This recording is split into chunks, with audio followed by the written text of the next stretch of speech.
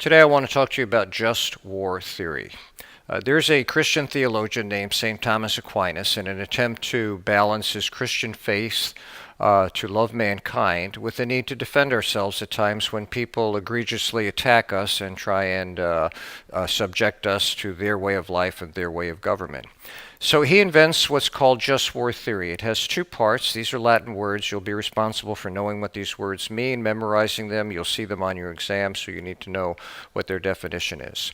Just war theory has two parts. One is how do we get into war, and once we're in war, what kind of tactics can we use to prosecute or to engage in the warfare. The first one is called jus ad bellum. Jus ad bellum, you need to know that. Now, as a memory tickler, A before I in the alphabet, you have to be in war before you can decide what tactics you want to employ in the war. So, jus ad bellum, how do we get ourselves into war? Okay? Jus in bello, once we're in war, what are the tactics that we're allowed to use in order to prosecute or engage ourselves in the war? For us in the Western world, killing civilians indiscriminately is a violation of what we call just war theory.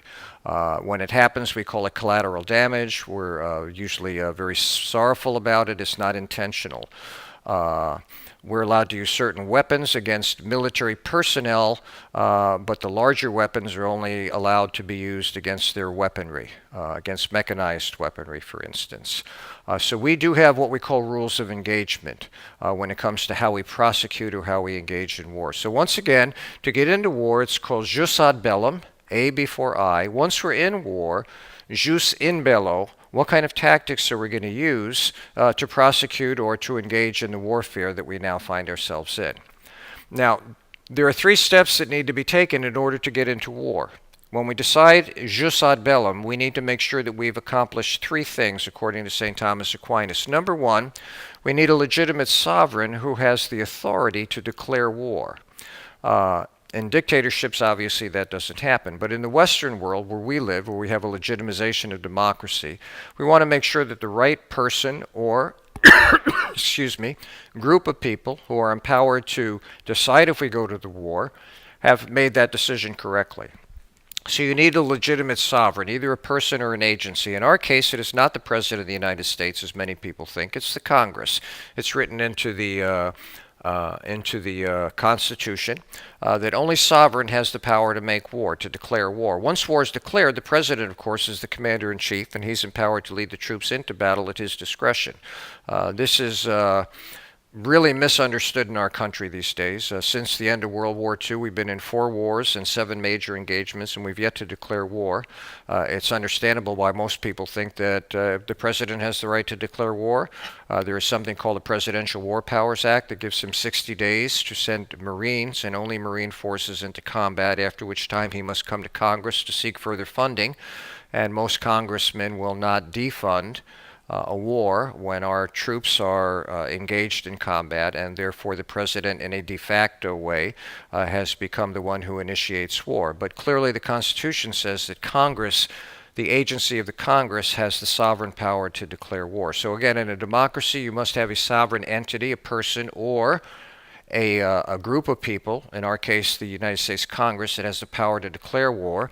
You must have a just cause for declaring the war. The just cause is always, you attacked me, I have a right to defend myself. I don't have to stand here and let you just run right over me and take my freedom away. And finally, you need to have a rightful intention. The rightful intention is to prosecute the war against the enemy who has attacked you without cause.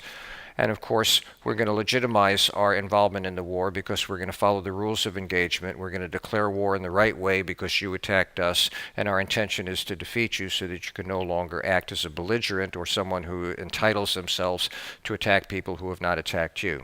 So once again, we have jus ad bellum. How do we get ourselves into war? We must go through a sovereign entity, be it a person or a group of people, Congress in our specific instance. A just cause, you attack me, I have a right to defend myself. Rightful intention, I'm going to defeat the enemy, remove your ability to attack me, and maintain my sovereignty. Once I'm in war, jus in bello, what tactics, what rules of engagement am I allowed to use? And those vary from war to war. Excuse me again. In the Second World War, we used the atomic bomb. We've never allowed ourselves to do it again. We've had it at the ready. but we've chosen not to use it again. So, just war theory, St. Thomas Aquinas. How do we get into war? Jus ad bellum. We need a sovereign who has the democratic right to declare war, a just cause, defend ourselves against aggression, rightful intention to defeat the enemy. Once we're in a war, jus in bello, what tactics are we allowed to use to defend ourselves?